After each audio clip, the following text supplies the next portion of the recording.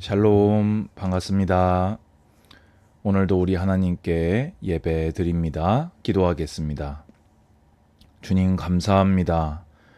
오늘도 주님께서 베푸신 놀라운 은혜로 말미암아 주님을 경배하며 예배 드립니다. 우리 평생의 신앙생활하며 구원의 은혜를 그 감사를 잊지 않는 성도들 되게 하옵소서. 이제 구원받은 자로서 하나님의 명령을 따라 주님의 기쁘신 뜻을 따라 거룩하고 경건한 우리 주님을 닮아가는 믿음의 길을 걸어가는 모든 성도들이 되게 하옵소서. 예수님의 이름으로 기도드리옵나이다. 아멘. 하나님 말씀은 에스겔서 43장 1절에서 12절을 한 절씩 읽어나가며 말씀을 나누겠습니다. 오늘 설교의 제목은 그 형상을 측량하게 하라입니다. 자, 그 후에 그가 나를 데리고 문에 이르니 곧 동쪽을 향한 문이라 되어 있습니다. 여기서 말하는 그 후에는 새 성전 환상을 보인 후에다 그 말입니다. 새 성전이 어떤 모습이라는 것을 쫙 보여준 후에 이 에스겔을 데리고 환상 가운데 동쪽 문으로 데리고 오신 것입니다. 이때가 언제인지 기억나십니까?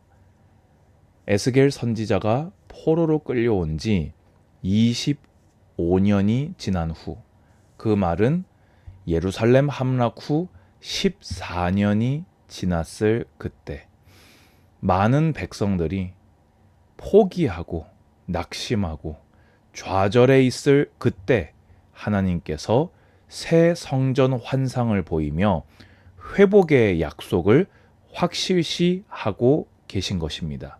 그 가운데 하이라이트가 바로 오늘 43장 본문이라고 생각합니다.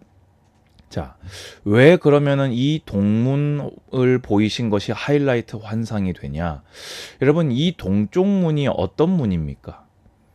19년 전 환상에서요, 여호와의 영광이 점진적으로 문지방에서 또 이 동문 또 이렇게 더 멀리 더 이 성전이 내려다 보이는 산 위 그리고 완전히 떠나가셨던 여호와의 영광이 떠나가셨던 그 동문입니다. 그래서 우리가 에스겔서 10장 11장에서 그 정말 서글픈 말씀이 나왔었지요. 왜 하나님께서 이 동문을 통해서 성전을 버리시고 떠나가셨습니까? 하나님이 예루살렘을 성전을 버리신 겁니까? 싫어하신 겁니까? 아니요. 이스라엘의 범죄 때문이었습니다. 이스라엘에 하나님이 기회를 주셨음에도 회개하지 아니하는 죄악 때문이었습니다. 여러분, 잊지 마십시오. 죄의 결과는 하나님과의 단절입니다. 여러분, 절대 평생 신앙생활 하실 때 이것을 잊어서는 안 됩니다. 죄의 결과는 하나님과 완전한 단절이 되어집니다. 우리도 이와 같이요, 죄악 가운데 출생해서 죄악 가운데 살아갈 때 하나님과 완전히 단절된 외인이었습니다. 여러분, 하나님과 단절을요, 가볍고 우습게 생각해서는 안 됩니다. 하나님과 함께 하는 것이 원래 인간이었던 우리에게 처음 창조될 때 하나님과 함께 하는 것이 그것이 오리지널, 원래였던 우리가 하나님과 단절이라는 것은 생명 없음, 죽음, 저주, 재앙, 그 모든 것입니다. 모든 것을 잃어버린 것이 하나님과 분리된 바로 그것입니다. 여러분, 성경에서 말하는 죽음이 뭡니까? 영혼과 육체의 분리입니까? 그 이전에 하나님과 분리된 그 자체를 죽음이라고 합니다. 죽은 것에는 희망이 없어요. 죽은 것에는 소망이 없어요. 죽은 것에는 뭐가 앞으로 더 나아질 거라는 여망이 없습니다. 그게 바로 구원이 없는 하나님과 단절된 상태라는 것입니다. 그런데 놀랍지요. 하나님께서 그 죄 때문에 19년 전에 이스라엘을 떠나가셨었는데요. 하나님의 영광이 동쪽에서부터 오는데 하나님의 음성이 많은 물소리 같고 땅은 그 영광으로 말미암아 빛나니 죄가 있는 곳에 하나님의 영광이 있을 수가 없잖아요. 그렇지요. 그런데 그 떠나가셨던 동쪽에서 하나님의 음성이, 하나님의 영광이 서서히 다가오고 있는 것입니다. 인간이 하나님 절대 찾아갈 수 없습니다. 하나님이 죄인을 사랑하사 죄인의 죄를 사하여 주시고 찾아와 주시는 그것이 바로 구원입니다. 그 모양이 내가 본 환상 곧 전에 성읍을 멸하러 올 때 보던 환상 같고 그발 강가에 보던 환상과도 같기로 내가 곧 얼굴을 땅에 대고 엎드렸더니 에스겔 선지자가 20년 전에 처음 봤던 그발 강가에서 선지자로 소명받을 때, 제가 이거 수요 예배 때 한번 설명드렸지 않습니까? 하나하나의 그 모습을 보인 그 모습의 의미는 알 수 없지만 그 모습을 보였다는 것의 의미가 뭡니까? 나는 전능하다. 나는 너희를 잊지 않았다. 나는 너희를 구원할 것이다. 하지만 회개하여야 한다. 이 새 성전 환상의 하나하나의 의미도 우리는 다 알 수 없지 않습니까? 근데 그 새 성전 환상을 보인 의도가 무엇입니까? 나는 너희를 잊지 않았다. 내가 너희를 구원하려고 다시 찾아왔다. 저는 이 읽을 때요, 정말 전율이 흘러요. 근데 그 하나님의 영광이요, 여호와의 영광이 동문을 통하여 성전으로 들어가고,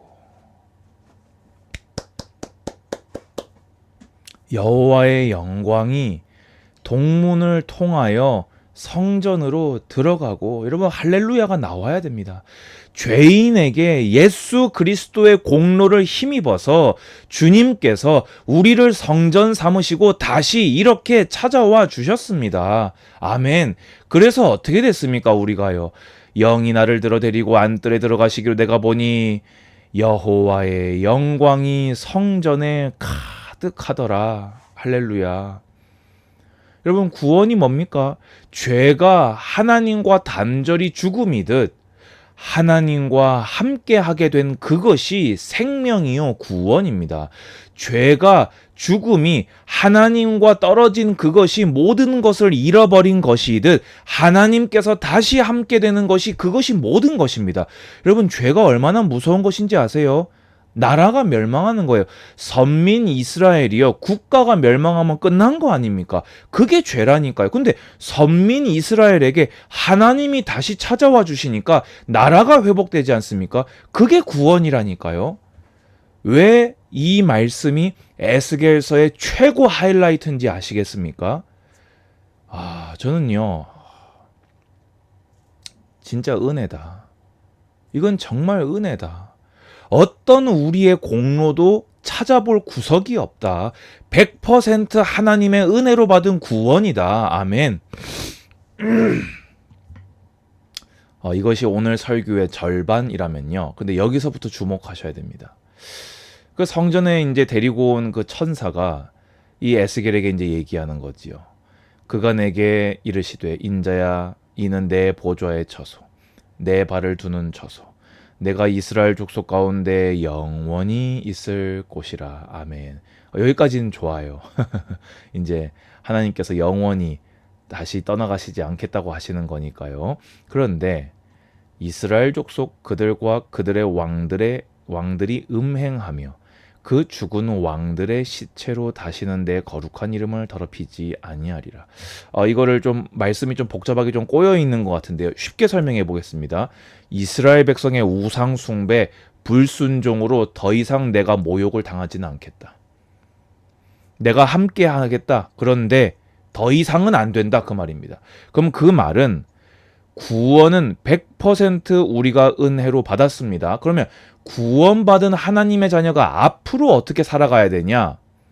죄, 우상숭배, 불순종, 이제는 안 된다는 겁니다. 하나님의 뜻을 따라 거룩한 길을 걸어가야만 한다는 것입니다. 아멘 하시기 바랍니다. 그들이 그 문지방을 내 문지방 곁에 두며 그 문설주를 내 문설주 곁에 두어서 그들과 나 사이에 겨우 한 담이 막히게 하였고. 여러분, 이게 무슨 말인지 아세요? 우상이랑 하나님이랑 딱 붙여놨다는 거예요. 여러분, 이게 무슨 모욕입니까? 그렇잖아요.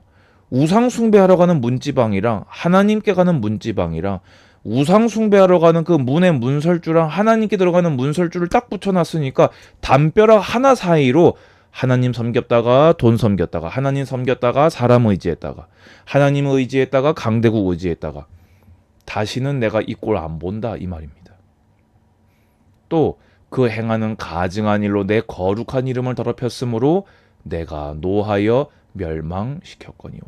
그것 때문에 멸망시켰는데 이제 구원해놨는데 또 그 멸망당할 짓을 반복하겠느냐라고 묻고 계신 것입니다. 그래서 이제는, 여러분 이걸 기억하십시오. 이제는, 이전까지는 어떻게 했는지 몰라도 이제 구원받은 하나님의 자녀는 안 된다, 이 말이에요. 그들이 그 음란과 그 왕들의 시체를 내게서 멀리 제거하여 버려야 할 것이라. 그리하면, 여러분 조건입니다. 그리하면 내가 그들 가운데 영원히 살리라. 여러분, 그래서요, 구원받은 하나님의 자녀라 할지라도요, 죄악과 우상과 말씀의 불순종 가운데 거할 때요, 하나님과 관계가 멀어져 버립니다. 여러분, 이건 조건부입니다. 하나님은 바보 호구가 아니십니다. 우리가 우상과 겸하여 숭배하고 있는데, 아이고 그래도 네가 기도했는데 내가 응답해 줘야지. 성경 어디에 그렇게 쓰여 있습니까? 아이고 그래도 네가 예배하려고 왔는데 내가 네 예배를 받아주고 내 인생 문제 해결해 줘야지. 하나님은 그 기름 냄새도 가증하다 하신 분이십니다. 여러분 기억하십시오. 이제는 안 됩니다. 이제는 안 됩니다. 이제는 안 됩니다. 왜요? 하나님이 안 된다고 하셨어요. 버려야 할 것이라. 그래서 그리하면 내가 그들 가운데 영원히 살 것이라. 아멘 받으시기 바랍니다. 그래서 오늘 제목이지요. 인자야 너는 이 성전을 이스라엘 족속에게 보여서 그들이 자기의 죄악을 부끄러워하고 그 형상을 측량하게 하라. 여러분 이게 무슨 말인지 아세요? 새 성전을 보여주면서 두 가지를 떠올릴 수 있지 않습니까? 아, 하나님이 우리를 구원하셨구나. 아, 은혜구나. 근데 그 은혜를 떠올리니까 뭐가 떠오릅니까? 우리 죄 때문이구나.